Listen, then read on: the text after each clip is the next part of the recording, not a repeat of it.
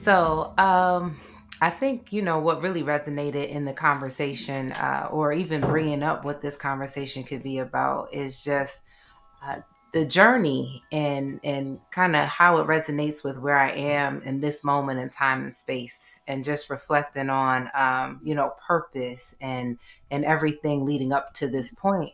Um, Understanding, like you said, there's definitely no cookie cutter approach to life experience in general. We all have our own experiences that impact us in ways that, keep us on path and on purpose. But self love or self intimacy is something that has been a consistent theme throughout my life. So when we discussed what was coming up, that is definitely an area that I think is paramount in everyone's growth and development. And it shows up differently. I don't think there's one definition or one road that leads to that, but it definitely is something that deserves the attention to develop and cultivate. And for me, what that looked like was, the last 20 years of my life, um, of figuring that out. And I feel like it's only in recent years that I really had that aha moment of, okay, this is what it is. Um, as far as what self love looked and felt like for me. And like I said, this is a span of at least 20 years that it Mm. took from the awareness of something needs to change and fully feeling like it has, right? For me, what was really the impetus to begin becoming disciplined and focused on the work of self love was motherhood. It was Mm. like I was in my early 20s and I knew I wanted things to be different. But for me, I was going through the motions, but not really delving deep into the work. And it was the motivation of becoming a mother and realizing that now I have this being looking at me for guidance, Mm. and protection, nurturing, and love. And it was like, if I couldn't muster up the energy for myself, and that's also a part of the self love piece, I definitely felt motivated to do it for her. Mm. So again, that began the journey. Didn't really know kind of where to begin. Started like putting that energy out there, reading books, seeking guidance, looking for, did the therapy route and was exposed to like self mastery. Like there was this book that was called Self Mastery, and then it brought me on the journey of asking questions and digging deep. And even with that, it's interesting because I can look back at different stages in this developmental process, and even how I would answer questions evolved, right? How Yeah. deep I would go, or what clicked in different times and spaces after experiences would happen. So for the messy in all of that was trying to figure this out as a mother, newly married, in relationship, not really knowing myself. And that self-love piece is critical in developing relationships and healthy relationships at that. So it was in those experiences that it became clear to me that I didn't have this understanding. I didn't have this on board. It looked like miscommunication. It looked Mm. like not valuing myself. It Mm. looked like, putting the needs of others before my own, making choices and decisions that didn't align and weren't to my benefit, um, not developing real friendships and intimate relationships because I didn't have that level of intimacy with myself. And obviously that's going to impact the marriage too because we could only go so deep. So it was very challenging. I didn't Mm. have a blueprint. I didn't have an example that I felt like I could tap into of what this was supposed to look like on this journey for me. And hindsight now, it's like I wasn't supposed to because it was something that I was creating, but I did have guidance along the way. somebody that we, both have connected with is Hakashimu, Kenya K. Stevens. Okay. So early in my journey, around 2008, is when I came into connection with her. Mm. And when she shared with me the tenets, that shifted my life. Can you talk about real quick just to refresh the people? I know I've mentioned it, and I had Carl on the other day. What Yeah. the tenants are? So no shame, no blame, no villains, no victims, no cop outs, no dropouts. Um, the purpose is growth, and basically the outcome is love. And So was there what was it about those? Was there anything about those tenants that was a struggle to abide by, and what why? I think early on the no villains, no victims, Mm, because especially in relationship that feels toxic, because we like to use that term, when it's unhealthy and it's out of balance, the desire to blame someone else for my circumstances were there. And even if there were things showing up that I could point to, like, oh, that's verbal abuse, you mm, know, oh, that's financial abuse, you know, mm, oh, you threw that. That's intimidation, mm, So there were these things that I could point to and say, this is what's going on for me and this is what's happening for me. But when it was explained to me what was meant by no villains, no victims, it was like, why am I creating this experience for myself? What mm. am I to learn from this experience? Why am I attracting a partner that is mirroring this back to me? And what is that that's being mirrored? It's that lack of self-love. Like, the only reason this is happening, in my understanding, is because this is what I feel like I deserve, or this is the lesson that I need to propel me to where it is that I desire to be. Mm.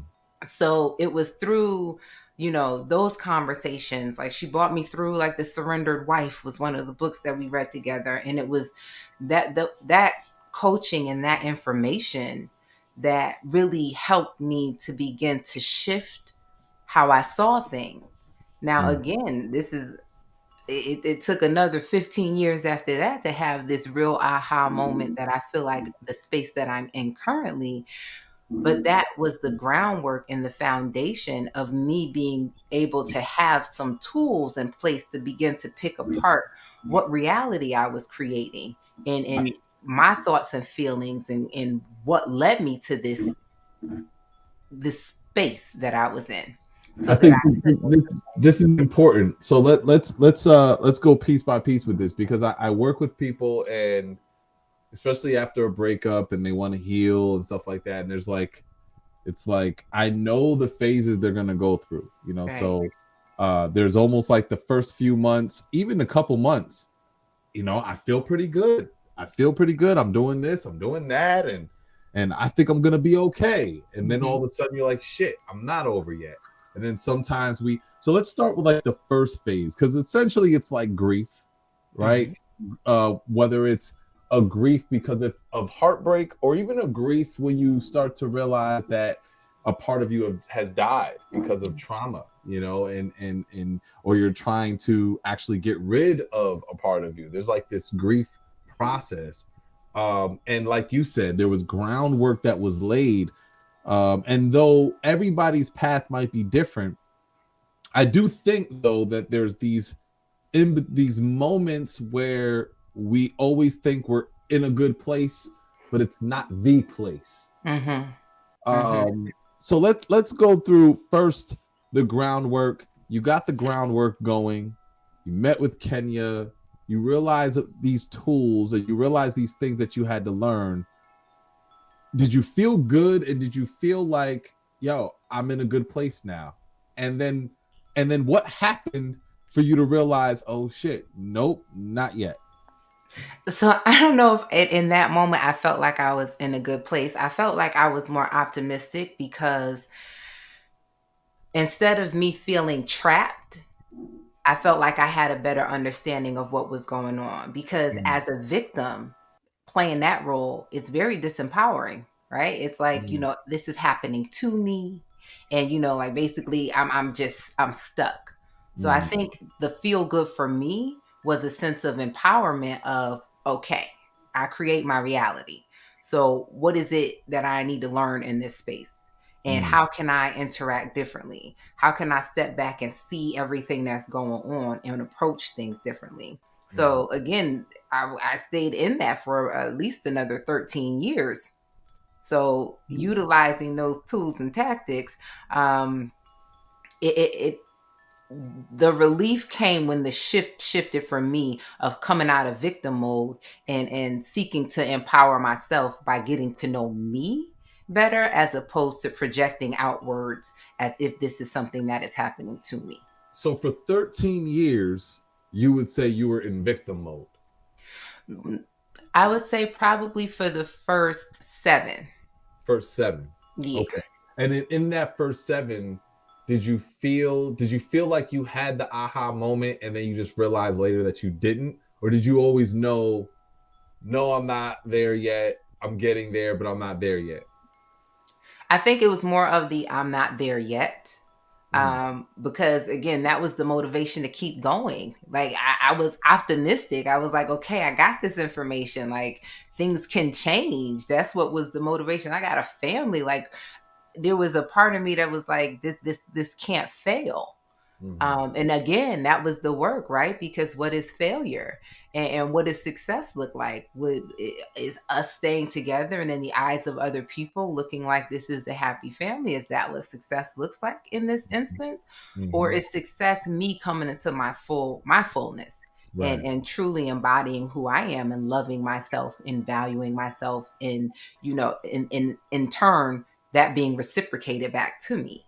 Mm, So it was juggling all of those things in addition to, having really young children and staying in there for the family structure and have some stability for them. So there was a lot of layers and dynamics going on in that process of figuring things out. So it wasn't until I shifted that narrative of it's not about sustaining this relationship. It's mhm. about working on me and being the best version of myself I could possibly be. Do you think there's a difference between self intimacy and self love? I think that you have to have self intimacy in order to get to self love. I think for me, self intimacy is that closeness and oneness with myself. Mm, It is enjoying and being with myself without any distraction or any outside noise. It's about finding that peace and really getting to know the intricacies of me. What mm, makes me tick? What makes me happy? What brings me up? What brings me down? How do I self regulate? In my quiet moments, what is my mind chatter? What am I mm, saying to myself? What are the words that I'm speaking to myself? Um, so to me, all of those things are those intimate moments with myself.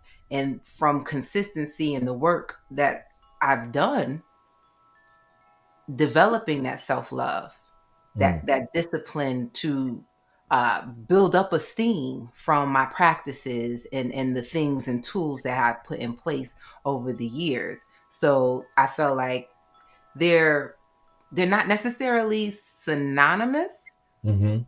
but I feel like you have to have both. Yeah. I almost think that when it comes to, let's just look at a relationship for a moment. You could love, right? Mhm.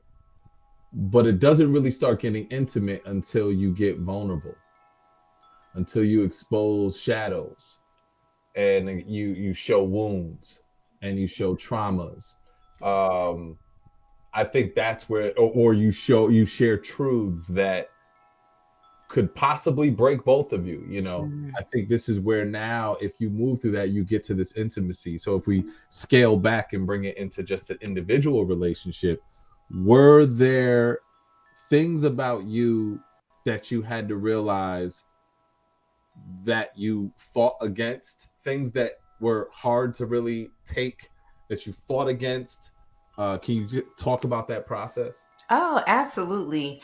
Um, Things that I had to fight against. I think.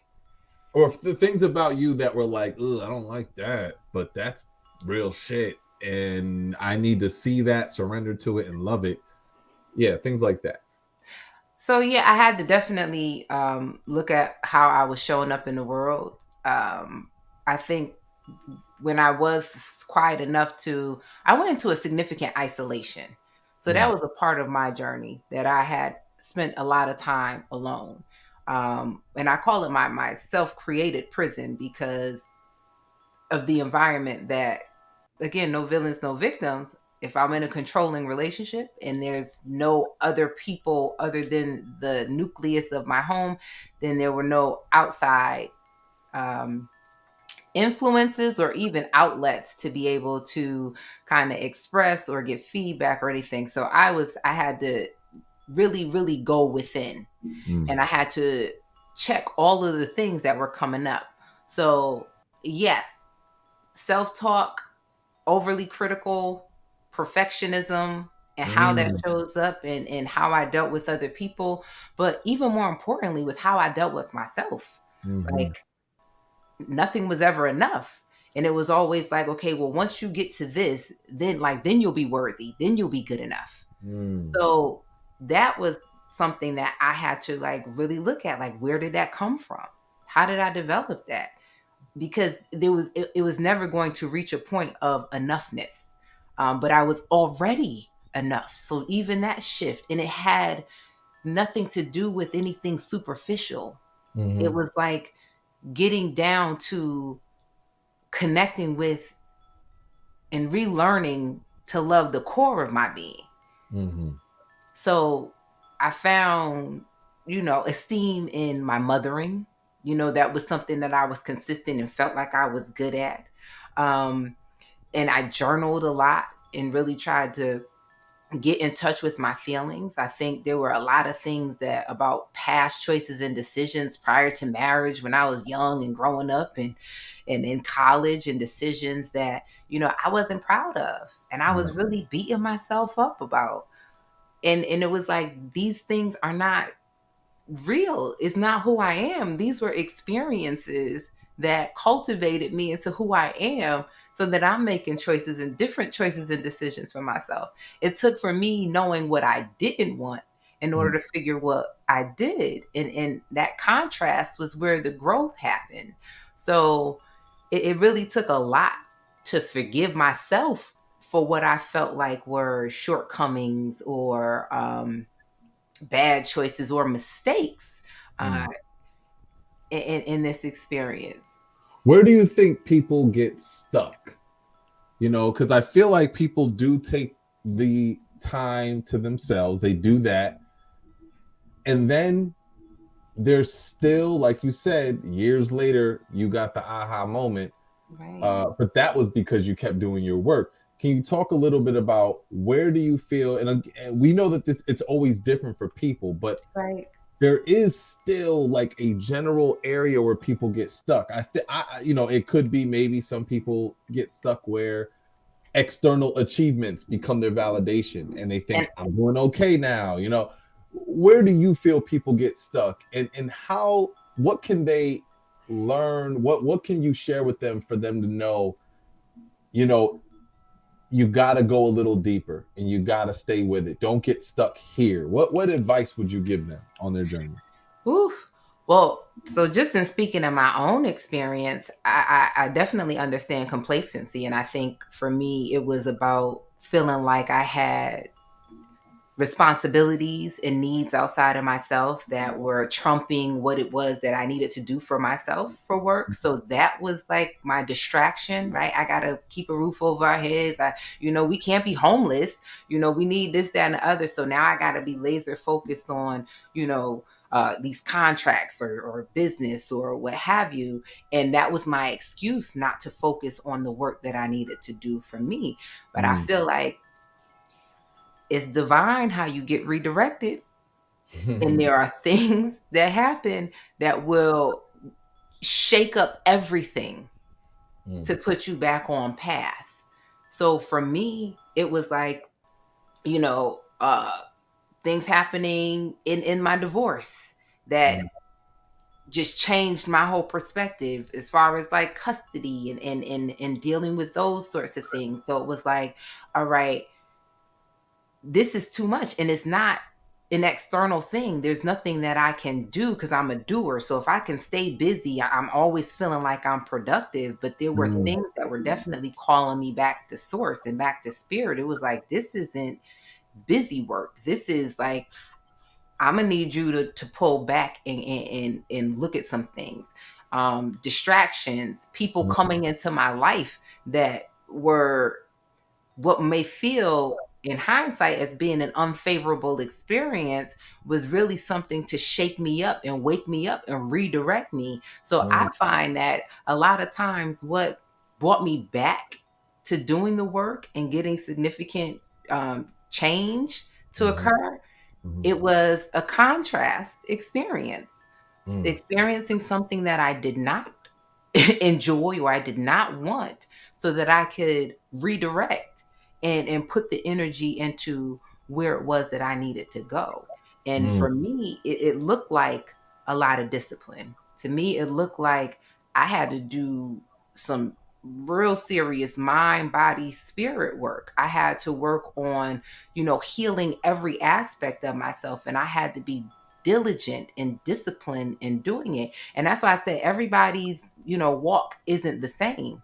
So what one person may need to do may be different from something else somebody else needs to do. But fundamentally, whatever it is, it's going to be in alignment with what it is that you've been and you'll be shaken up to do it, whatever at. it is. Yeah. It's going to smack you, whatever you need, however it shows up, so it gets your attention. Mhm. That's how it presents itself. So you mentioned something that is a very I think it's a lot more serious than we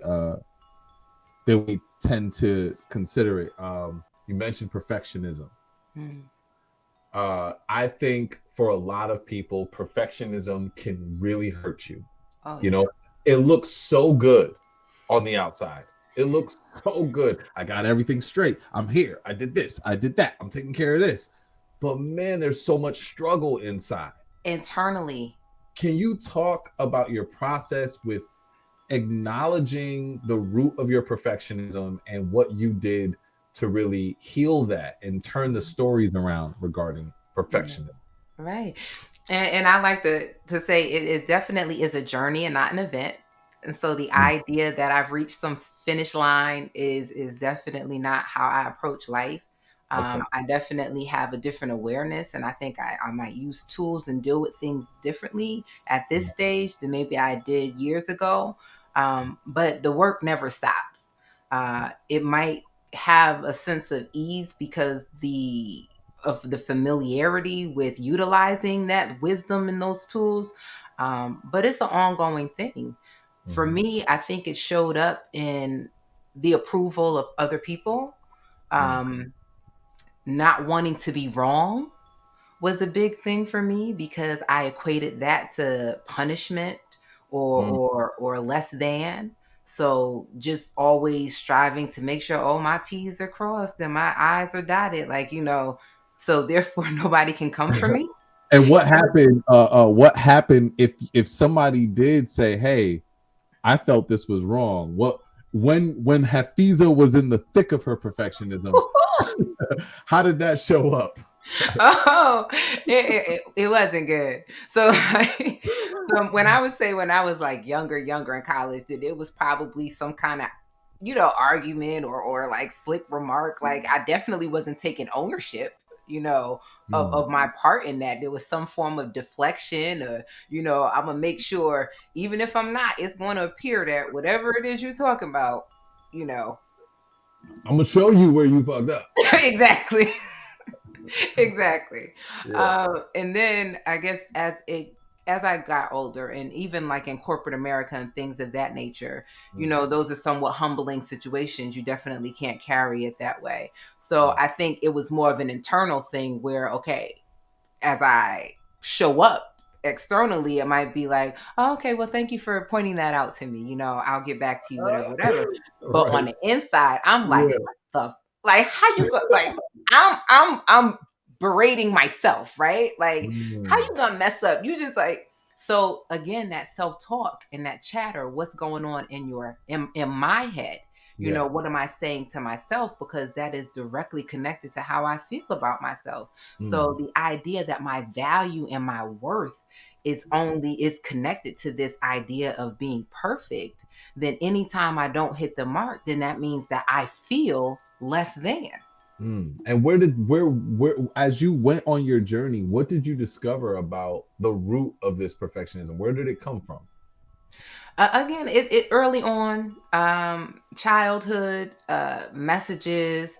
Mm. I spent a lot of time outside of the care of my parents. Both of them were professionals, so a lot of times it would were people other than them who Mm. were caring for care providers for us. And I recall just instances of getting in trouble and being reprimanded, and you know an accumulation of that feeling of what it means when you're not the favorite in a sense, Mm. or just the consequences Yeah. of that. Yeah. um and then as I got older, I think there was a lot of emphasis on like superficial value, Mm. um which again, if everything is based on how you look or how you dress or something, it at any point, if there's a shift in that, then Yeah. where does your value come from? Mm. Right. And Right. so I think that's, for me, that was kind of the foundation of it. And Yeah. then it just kind of grew as I did, and it wasn't checked. Then that became, my ego. Mm. So now we're on the journey, and we're on the journey of discovering you, and you acknowledge this perfectionism issue as well, and you're getting to the root of that. Can you talk about the aha moment here? Now, of course, it wasn't the overall aha moment, right? And I'm sure you're still getting more aha moments because we're evolving. But the aha moment here of perfectionism, and when you realize, oh, wait a minute, I've been looking for validation, I've been doing this, that, and the third. Can you just talk about that experience, and what you began to do to change the story in Hmm. regards to perfectionism and validation? Yeah. I think it really, the significant shift for me began when I started tapping into um, energy work, and the spiritual work, and the Mm. understanding of um, my existence beyond physical form, Mm. right? Yeah. And how the connection, and what this work looks and feels like, um, and the understanding of surrender, Mm. and how it is so much greater and bigger than what it was that I was putting so much energy into. And that this is just a outward manifestation of what was going on the inside. Right. So I think once I began doing that work, then slowly, little by little, because even in that space, I was striving for perfectionism, Yes. Yes. right? Yes. Yes. Yes. Absolutely. Right? Like, yeah, I'm chanting, I gotta hit this number, and I gotta, in Yeah. order to feel this way, and then I got my consistency and discipline. Oh, if I miss, my routine and my rituals, da, da, da, da, like, it was becoming task oriented, Mm. as opposed to like truly sitting with the divine, and like sitting with the energy. So those were those hard lessons along the way. It was like, and I'm grateful for the teachers and the outlets and the examples that I had around me to kind of reel me back in, and put a little bug in my ear to help me with how it is that I'm processing it. But again, in that whole idea of that doer mentality, it's like, if I'm consistent, and there it was the understanding of what surrender truly is that for Mm. me was like a significant aha moment. This is great. Yeah. Yeah. Yeah, you can keep going. I'm listening. Great.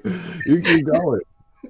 Yeah. So, and even that, again, it's hard to explain what that looks and feels like. And when I reflect back on my experience, this wellness journey has really been my path. And Yeah. I realized that early on, it was shown to me. And every time I strayed away from it, I was redirected back. So, my first experience of what true surrender felt like Hmm. was in childbirth. And I guess that was the best way for me to understand because it was a very physical thing at first that turned deeply spiritual, Mm, and that I had to allow my physical self to relax, relate, and release completely and allow for the divine to be present in me. And it's mm, hard to explain, but in that moment, it was it was euphoric and blissful, and it was like I was existence itself. mm, But once that experience of bringing my son into the world happened, I wasn't able to attain that again. And I couldn't tell you how it was that I got there, but I know I was in this in between space of life and death, right? Like, mm. Yeah. I got to bring this being into the world. And if I don't, I might end up at the hospital or somewhere else. Like, I was in a situation where I felt like I had no choice. Mm, yeah. So that's when the surrender came. So now you fast forward 10 years, 15 years even, and I have tantra gurus. I'm working with high priestesses and initiated babalawos. I'm getting all of this information. I'm doing this work. I'm doing these rituals. I'm doing these things. And I realized that surrender wasn't happening. Mm, Like, oh, I'm going through these steps and I'm going through these motions. I'm hitting the numbers. woo, come I- on. Come on. About that. I'm doing the things. Yes. Yes. But there was a disconnect Mm, because it demands more of me than just to do the things. So it was hitting a certain like wall of like, what is this? mm, And why am I so blocked? And really having the awareness of, and with guidance, I can't say that I fully came to this on my own. It was something that I understood, but it was, observations of those who I'm working with that are, you know it's impactful in this part of my development. And I mhm, have to like really sit with that. So I had to meditate on what is this surrender, what is surrender for me, what mm, is it that I need to learn in this space, and then to just ask and open, like, I am open to surrender, yeah. and like really make that a part of like my mantra, really make that a part of the constant chatter in my mind of what it is that I desire to attract, Yeah. what it is that I want to bring. And that's that connection. I want to just release whatever this false sense of control that I think I have, and Mm, allow this experience to happen. wow. So it was in doing that, and I've also worked with like plant medicines and various things to that enlightenment and that Yeah. detachment, and putting me in spaces that allow for me to get closer to what that actually feels like Hmm. within my being, to be able to, when I'm outside of those spaces, cultivate that within myself. Yeah. So I can't say that I have mastered it, but I am definitely in a different space of surrender than I was before. And it absolutely is more than going through those motions. Hmm. Um, and what it truly means to embody that energy, and to connect with source and spirit. Yeah. Yeah. Yeah. Um, it's interesting because sometimes I think we need to be mindful of the people that will challenge the very thing that we are trying to release, heal, or overcome or understand, right? Um, and I recall at one point briefly seeing someone who was extremely a perfectionist. Mm, Everything was a task. Everything was a to do. You know, everything was a to do list. yeah. Um, and in the best way possible, I would challenge that. You know, definitely wasn't received in any kind of way. It was received outwardly, but I could tell inwardly. You know, because sometimes, man, sometimes I feel like women, I think, have feel like they have sovereignty over the emotional feelings, and to Mhm. think that a man might be a little bit more intuitive about what's going on with them, it's like, hell no, you don't know. Like, sometimes I do know though. I'm just saying. Yeah, yeah, but yeah. but I would imagine that the idea of the tenants, going back to the tenants, Hmm. the idea of saying you didn't do anything wrong, this is my ego, was difficult at some point when the perfectionism was very strong. You Oh know yeah. what I'm saying? So I just wanted to like point out that like I think although everybody's journey is different, I think for a lot of people, especially today's age, where everything is about how it looks, everything is external and achievements. I think perfectionism is even worse now. Hmm. So it's very hard to release and say, you know what? Yeah, it was me. You know, it was you, but it was also me, or whatever. However, And you it's know, always me, it's right? always Like me. Yeah, to yeah, take ownership of that. absolutely. And I Yeah. had and something else you mentioned. I had Choi Ying on, and he was talking about his path to shamanic drumming and cutting illusions. And I mean, he done went to the temples. He studied, went to Peru, studied with sacred medicine, did all of that, Yes. and that still was not what brought him to surrendering. Right. It still wasn't it. It was something much deeper. You know what I'm saying? So I love that you're speaking about how you did all these things, but going through the motions wasn't what brought you to surrendering. You know what I'm saying? I think this is really important that I hope everybody listening grasps that you can light the candles, you can burn the sage, you can have the beautiful altar, Look. but if you don't have the altar within yourself, Oof. come on. That part. That part. Yeah. Like you strip everything bare. All of that is extra and external. You are absolutely right. It is. It is. And Yeah. there's courage in all of that to get to that space. Mm. So yes. Yeah. Yeah. So you're on this journey. You get to this point. Uh, now, let me ask you this: in motherhood, Mhm. did motherhood become at some point the thing that again you felt the validation, you felt the I'm being a great mother, so I'm good. Is yeah? Can you talk about that? Yes. And again, how life just teaches you lessons. Mm, Yes, reach that point. Like I'm doing everything. Stay at home. I'm doing cloth diapering, breastfeeding. I'm making baby food. Once they got older, I'm making 3 meals a day. We're vegan, strict diet. I'm making stuff from scratch. You know, we're doing. I'm present mhm, all day, every day, sun up to sundown. Like mhm, that whole kind of martyr type situation. Like I'm sacrificing everything because in my mind, that's what motherhood was about. That's what it looked like to me to be a good mother. It was to be present because I felt that the physical presence was something that I didn't get. right. So it was to provide all the things and to be physically present to the point where that became my identity. Mm, So when that shifts, and things change. Okay, I finally get to a point where the relationship has run its course mhm, and it's very clear that this is not a good environment for anyone. mhm, So that needs to shift. So now I'm, starting over from scratch. Got 3 little people that are dependent on me. No mm, home, no savings. I'm like, this is what rock bottom feels like. But it was some silver lining because I have my sanity and I have my babies. So I felt like, whatever comes next, I could figure this out.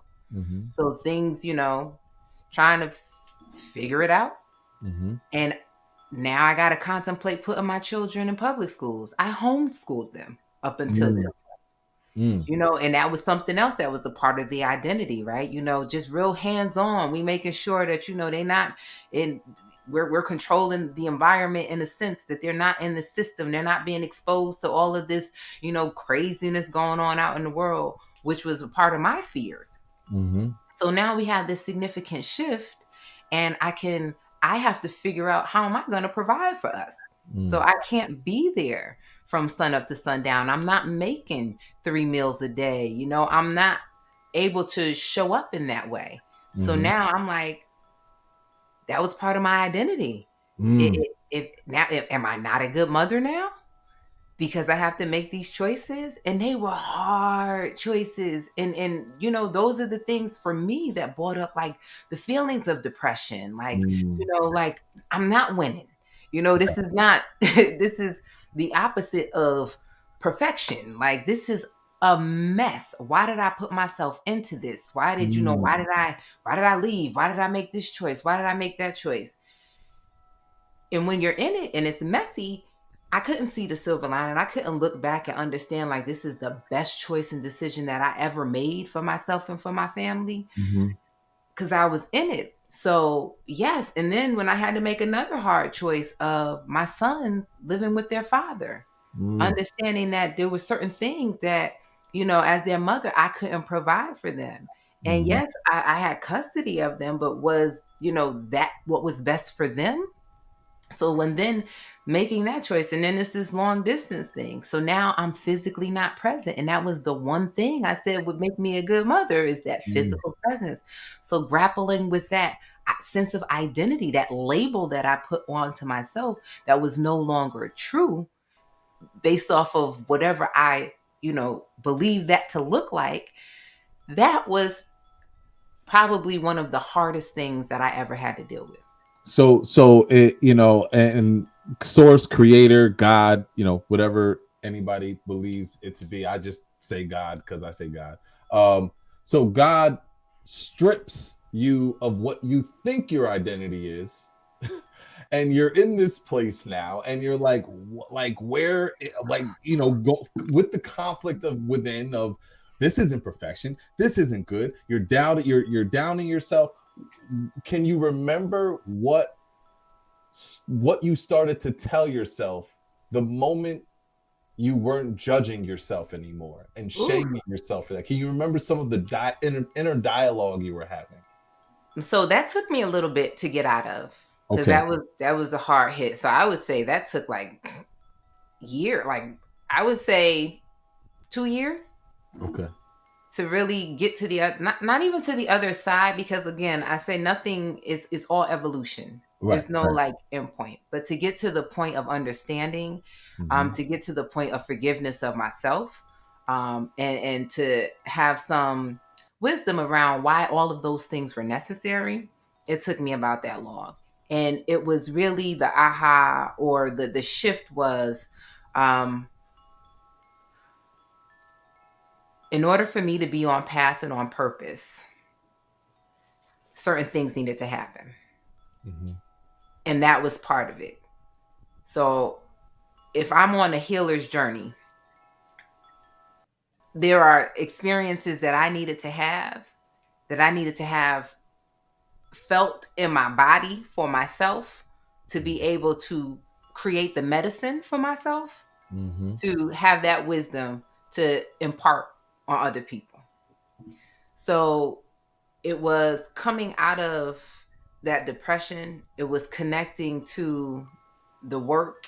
It was deepening my spiritual practice. And now that I did have some more flexibility, really being able to work on me, because before then I was in survival mode, Mm. and it opened up the space for me to really go deeper and get out of all the things that I thought I needed to do, and focus more directly on myself.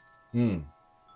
That's so powerful. So powerful. So you get to this moment where your identity was getting stripped from all the external things. Everything you can control, you couldn't control. There was no one else to blame anymore. There was no one else to look at. You could only look at you, you surrender and you start looking at you, you start forgiving yourself. Mhm. Um, would you say this is where intimacy began for you? Oof. Yes, Mm, absolutely. Yes. It began with those quiet moments mhm. of solitude Yeah.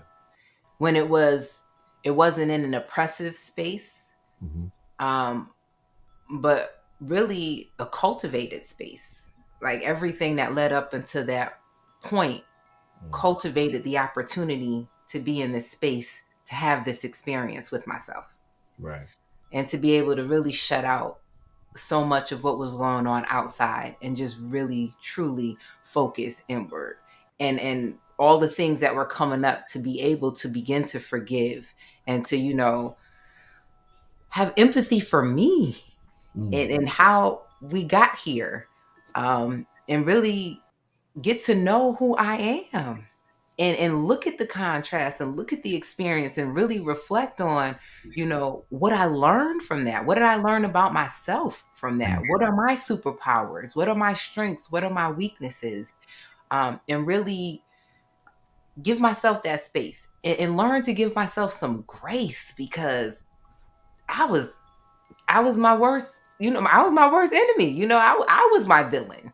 Mhm. So to really be able to have empathy and grace for myself, to really, put a lot of energy into what that whole self-love piece looked like, and more than just doing the things, but feeling, um that feeling in my body.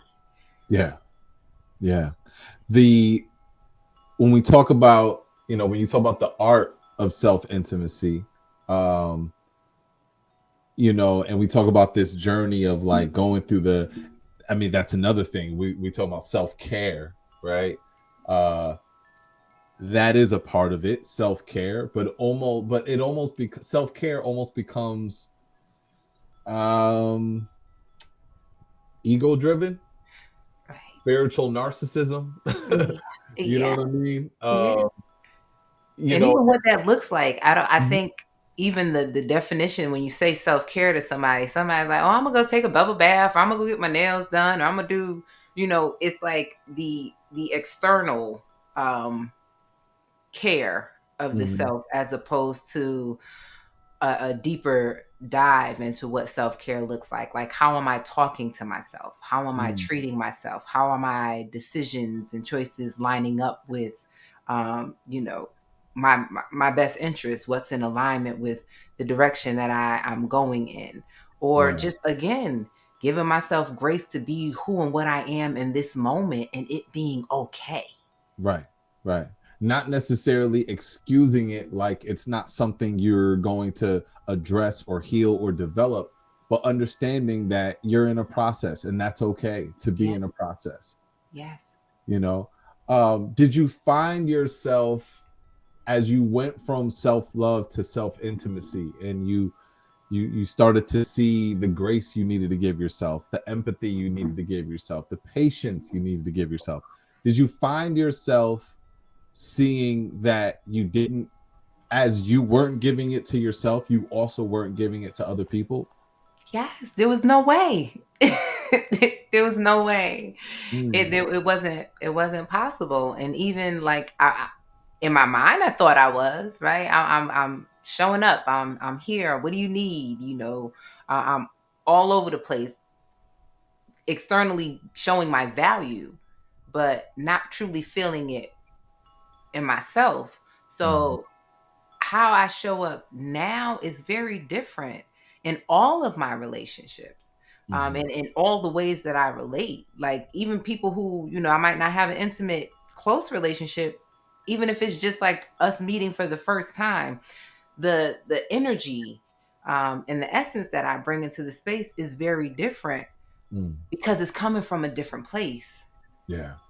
So it it's hard to put into words what that shift feels like, because I read a lot of books about, self-esteem, and Mhm, what it and self-love, and it was words. it was words in my mind. I could do the affirmations and I could, continuously say the mantras, but I wasn't embodying it Mm-hmm. to the core of my being. I didn't feel that.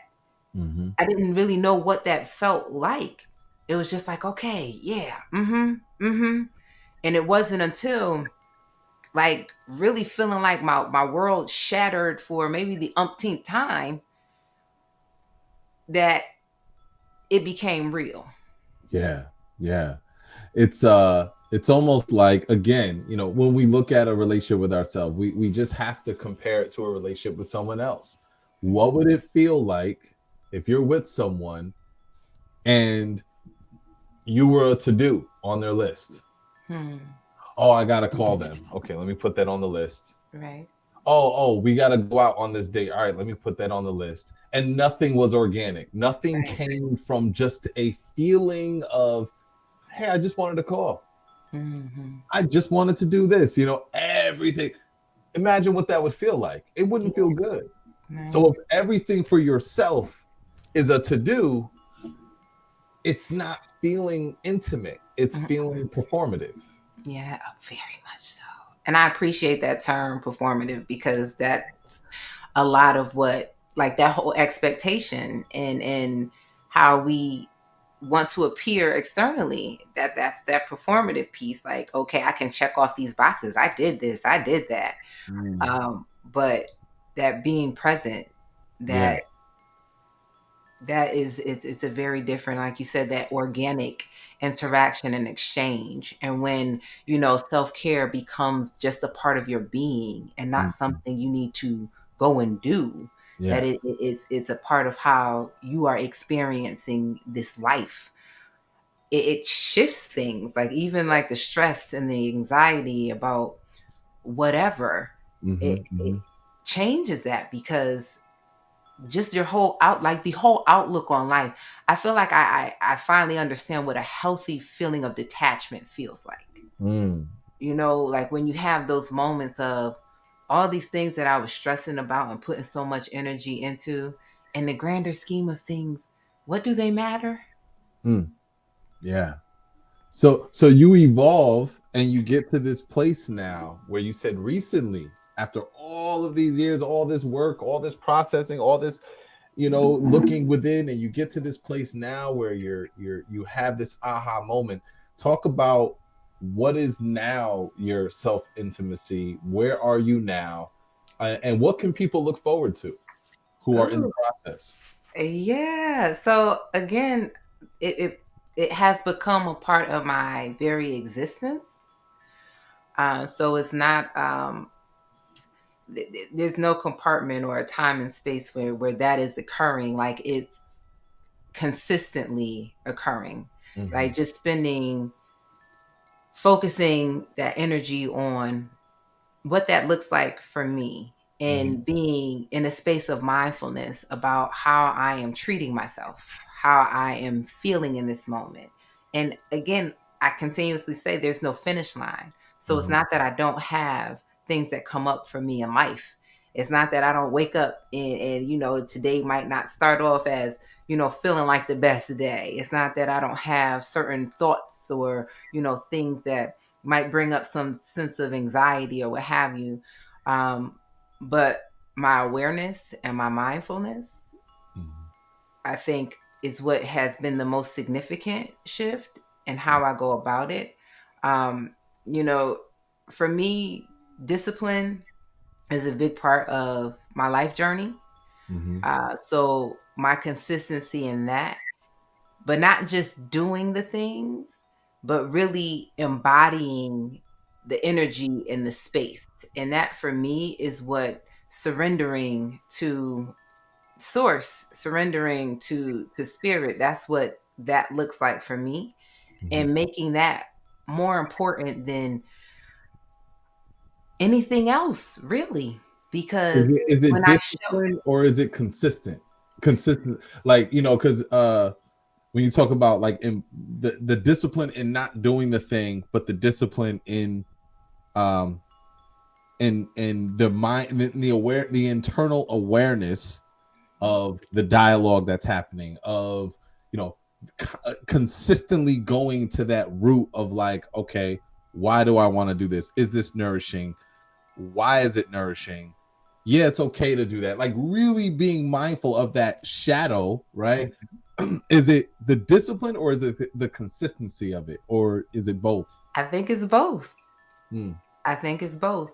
And for me, that's how it shows up. That's how I was able to kind of um, even build myself up from where I felt like rock bottom, right? mm, It was through the discipline and the consistency of my practice. It was through the discipline and consistency of surrender and connecting to that which is greater than me. mhm, It was through the consistency and the discipline and all of those things, and the mindfulness and the awareness and working at this every day and understanding it's coming from a place of deservability. It's mhm. not that perfectionism, like if I don't meet the mark then I'm not good enough. Right. It's because I embody my sense of worthiness that this is what I deserve and how I deserve to experience this life. So, So it's not something I'm doing to achieve, it's something I am to be. and that was it, to Mm, become like I mm, am. It's mm, not, it's no longer trying to attain something. mm, It's I am. And it allows me to show up very different. It allows me to say no to a lot of things. It mhm. allows me to say, okay, this does feel good and aligns and resonate. It allows me to just move differently, Yeah. because it's coming from a different space as far as even what my um, and I wouldn't even say goals and things like that, because it really is more about alignment. I think things shift for me on a daily basis. I think I'm supposed to be going in one direction or focused on one thing, and that might be completely shifted if Mm, it's not in alignment with like the ultimate purpose, or where my energy is better served. mhm. So again, it becomes a part of every day, and it for me it was just surrendering and allowing myself to feel and connect with what it was that I needed to. I love that. I love it. So, first of all, like, thank you for taking us on this journey of your soul, of your art of self intimacy. Although, yes, we know it specifically would look different for everyone. What is, but at the same time, I think there are things that are pretty consistent. You Mhm. know, you're gonna go through a lot of phases, a lot of stages. However, you could get stuck, right? Mhm. Can you talk to women, men, whoever is out there that is truly trying to develop self intimacy past the self love and evolve to a self intimacy? What is your advice for them? They're on the journey, they're in the thick of it. What could you tell them to do, to expect, to, feel, to consider? Yeah. I think for me is that give yourself grace, Mm, um because being hard on yourself, or from I can only speak again from my own personal experience. It was uh, being hard on myself, or even the false sense of control was something that I felt was necessary for me to go through, but in some sense was a hindrance, because in the idea that things have to be a certain way is mm, what prevented me from seeing that there were other solutions that were presenting themselves. So giving yourself grace, um, being and it's hard to say, like being open to the messages and the people and the experiences that are coming into your awareness, mm, because those are all the lessons and the tools and the keys needed to get to where it is that you desire to go, or where it is that is aligned for you to go. So I know it's easier to say that in hindsight, because I can look back at it and put the pieces together. But when I was in that space, especially in the space of messiness, or the space of depression, or the space of, you know, just really feeling so disconnected, mm. I don't know if saying this to myself would have made a difference. But in hindsight, I realized that all the things that were happening, all of the experiences, how they were showing up for me, they were pieces to the puzzle. They were leading me in the direction. So, in paying attention to that and how I responded to them, and even those that I had some resistance to, and I was quote unquote hard headed about, I would constantly be redirected. Mm.